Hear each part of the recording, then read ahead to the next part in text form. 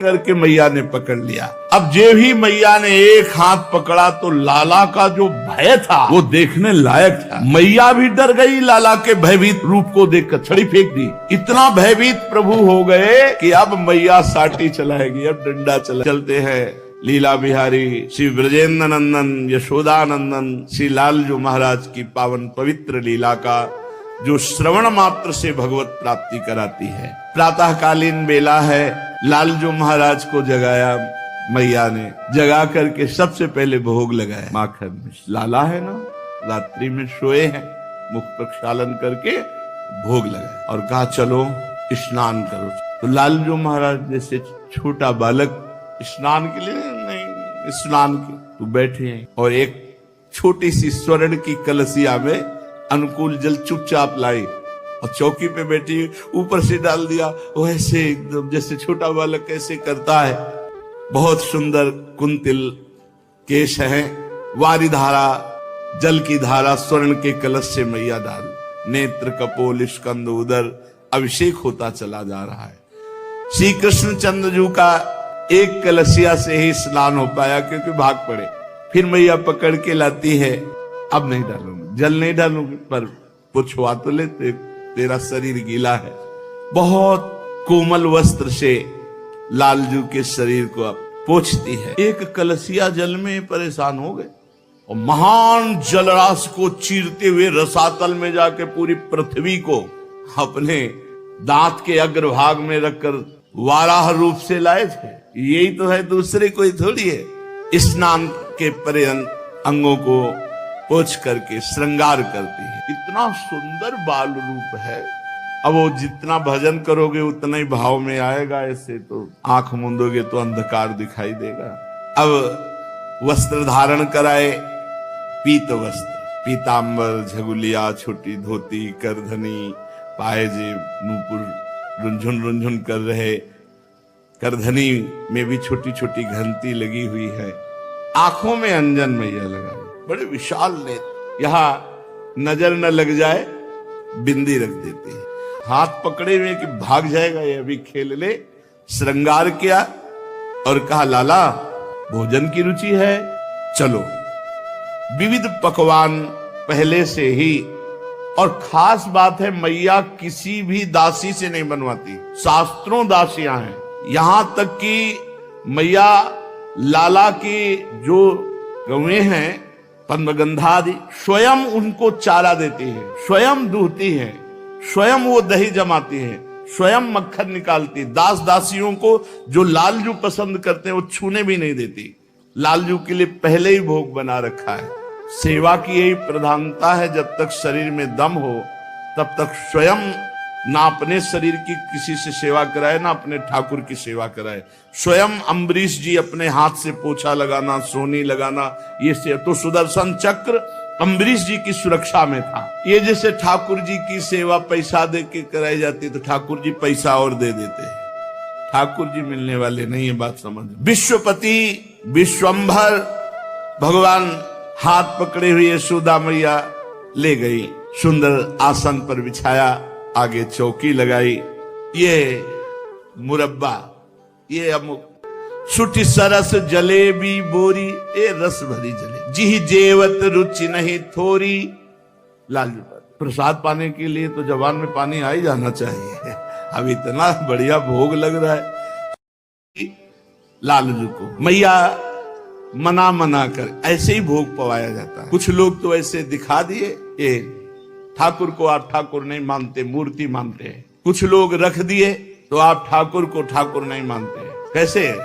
हम सेवक हैं। अपने हाथ से कवल किया, प्रिया जी, फिर ऐसे कवल बाएं हाथ से पंखा करते जा रहे, अपने लाडले को और पालो और पालो। देखो अगर रोना ना आ जाए तो आप देखना, पवाते पवाते रोना आ गया तो समझ लो ठाकुर भोग पा लिए।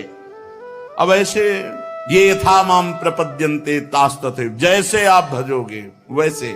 फिर वो बताने लगते हैं, वो आपको फिर संकेत करने लगते हैं, आपके दिमाग में बैठकर वो बात करने लगते। प्रभु भोग पाए, मैया लाला और पालो, मानो अमृत रस वर्षा यशोदा जी के कानों में कर, नहीं मैया बहुत छक गया, अब मुझे नहीं पाना। छक गया ना, क्यों पूछ रही?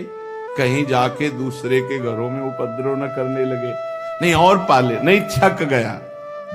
यशोदा मैया ने कहा देखो अभी और एक चीज, बढ़िया कलहरी हुई सब्जी, ताजी ताजी पूड़ी, फिर और लाके पवाई। ये क्यों कर रहे? ये कोई गोपी शिकायत न करे आकर, कहीं भूखा रह जाए और जाए किसी के यहाँ। छक गया लाला। भोजन गृह में एक से एक सुंदर सुंदर पदार्थ क्रमशः परोसती हैं और पूछती जाती है, अब छक गया है ना, फिर और पा।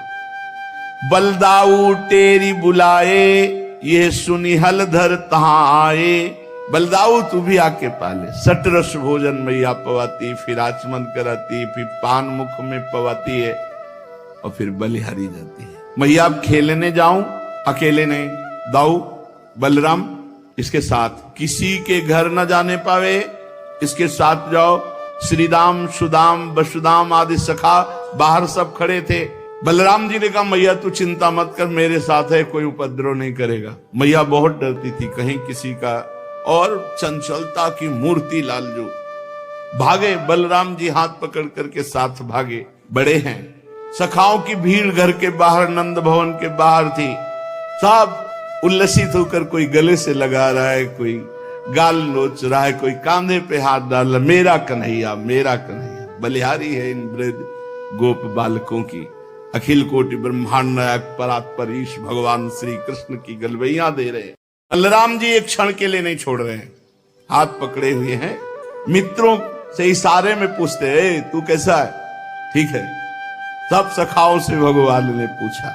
बाबा सामने दिखाई दिए, थोड़ा सहम गए सब, कहीं रोक न ले। बाबा की दंडवत ब्रजवासी बालक कर रहे हैं। लालजू बोले इशारे से, खेलने जाओ बाबा? बाबा ने कहा बस ब्रजेश्वर का संकेत पाया, फिर क्या विलंब था, फिर तो भाग पड़े। अब श्री कृष्ण चंद समस्त बालकों के साथ खेल खेल रहे हैं। कहां? ब्रह्मांड घाट। बिल्कुल में ना, ब्रह्मांड घाट। सखा गोष्ठी बना रहे हैं, छोटी छोटी अंजुली में सब भर भर के रज लाते हैं। कोई छोटे छोटे खंभे, कोई घर, ऐसे सब बना करके खेल रहे। श्री रामा ने बहुत सुंदर घरौंदा बनाया। प्रभु बनाते हैं पर वो बन ही नहीं पा रहा, बार बार विकल हो जाते हैं। बलराम जी से कहते दाऊ दादा मेरा घर क्यों नहीं बनता, देखो इनका बन गया। देख लो कौन है जो अनंत ब्रह्मांडों को एक पलक झपकते से निमेष कहते हैं, इतने में सृजन कर देते हैं अनंत ब्रह्मांडों का। वो गोप बालकों के साथ घरौंदा नहीं बना पा रहे। अन्य बालक ताली पीट कर हंसते हैं, श्री कृष्ण कुछ मुख उदास कर लेते हैं। फिर गीली मिट्टी लाकर गृह निर्माण, किंतु बन ही नहीं पा रहा। अत्यंत परिश्रम किया, बना तो फिर टेढ़ा मेढ़ा बना। बलराम जी कहते तू चिंता मत कर, मैं बना देता हूं, और साथ में लग करके बलराम जी बनाते हैं। बड़ी चिकनी मिट्टी, बनाते बनाते ऐसा लगा कि थोड़ा स्वाद भी तो लिया जाए, एकदम मलाई जैसी कि एक सेकेंड के संकल्प से अनंत ब्रह्मांडों का सृजन हो जाता है। वो प्रभु घरौंदा नहीं बना पा रहे। एकांत ऐसे मिट्टी लियो, एकांत में जाके यमुना किनारे ब्रह्मांड घाट में बैठे हो, आराम से ब्रजरज पार। ठाकुर जी ब्रजरज पार। दाऊ दादा की दृष्टि गई, कहां गया? वो तो दिखाई नहीं दे रहे। अब गए तो यमुना की तरंगों को देख देख कर जैसे कोई सतुआ पाता है ना, ऐसे ब्रजरज पा रहे। देखो ठाकुर जी ने ब्रजरज पाई। भगवान बलराम जी दौड़ के हाथ पर, ये क्या तने मिट्टी खाई? बोल रहे नहीं, मैंने नहीं खाई। क्यों झूठ क्यों बोल रहे? क्योंकि मिट्टी खाई। अरे अनंत ब्रह्मांड उनके उदर में वास करते, क्या नहीं खाया? सब कुछ उन्हीं के अंदर है, सब कुछ उन्हीं के अंदर विराजमान। वो मिट्टी भी तो वही है, पंचभूतों में जो पृथ्वी है वो भी तो यही है, भगवत स्वरूप सब कुछ है। सर्वम खलमिदम ब्रह्मणे नास्ति किंचन वासुदेवा सर्वमिति, सब कुछ वासुदेव ही है। तो क्या खाया? भगवान ने कहा नहीं। दाऊ दादा ने कहा अब तो तुम्हारी पिटाई पक्की। सनक सनंदन सनातन सनत कुमार योगीश्वर वो अव्यक्त रूप से विचरण करते हैं। दाऊ दादा हाथ पकड़े ये ना कर रहे हैं, इस शोभा को वो गुप्त रूप से देख रहे हैं। पूज्य राधा बाबा लिख रहे, सनक सनंदन सनातन सनत कुमार 5 वर्ष की आयु के वो गुप्त रूप से देख रहे हैं अखिल कोटि ब्रह्मांडों के स्वामी प्रभु कैसी लीला। दाऊद आज तो तुम पिटोगे, आज तुमने भय युक्त वैसे मुंह में रज पूरी भरी गीली मिट्टी, नहीं मैंने नहीं पाई। सनक सनंदन सनातन शरद कुमार सोच रहे हैं अगर ये एक दाऊ दादा पकड़ के ले जाएं उधर तो फिर हम इनकी चरण रज माथे पे धारण करें। कृपा सागर श्री कृष्ण चंद्रजू समझ गए और छुटा के हाथ भागे ऊपर की तरफ। दाऊ दादा महाबलशाली दौड़ करके पकड़ लिया। खेल खत्म, सब सखा अपने अपने घर जाओ। आज इसने जो गलती की है मिट्टी पाएगा, पेट में कीड़ा हो जाएगा, इसको कष्ट होगा, आज मैया से पिटवाएंगे हम। कड़ा हाथ और घसीटते हुए लालजू को सब सखा घर ले गए। मैया मैया कहा था ना कि संभाल के रखना, एक क्षण चूक हो गई। देखो इतनी ढेर सारी मिट्टी गटक गटक के पाया है इसने ब्रह्मांड घाट से। मैया ने, ए चंचल तूने अनुचित चेष्टा क्यों, मिट्टी खाने वाली चीज तूने मिट्टी क्यों खाई? अगल बगल दबा के, मैंने कुछ नहीं किया, ये ऐसे झूठ बोल रहे हैं, तूने मिट्टी खाई है? ये कौन कहता है? तुम्हारी अवस्था के सब बालक कहते हैं। प्रभु बोले मैंने तो मिट्टी खाई नहीं, ये सब झूठ बोल रहे हैं, ये सब झूठ बोल रहे हैं। तुम्हारे बड़े भाई अग्रज बलराम जी कह रहे हैं ये भी झूठे बोल। दाऊ दादा की बात पर, समस्त गोप बालकों की बात पर विश्वास है तो आप मेरे मुख को देख लीजिए, आपके सामने है। मेरा विश्वास नहीं तो देखो मेरे मुख को। अच्छी बात है, खोल अपना मुख, मैं देख लेती हूं कि तू सच्चा है या तेरे सखा और दाऊ दादा।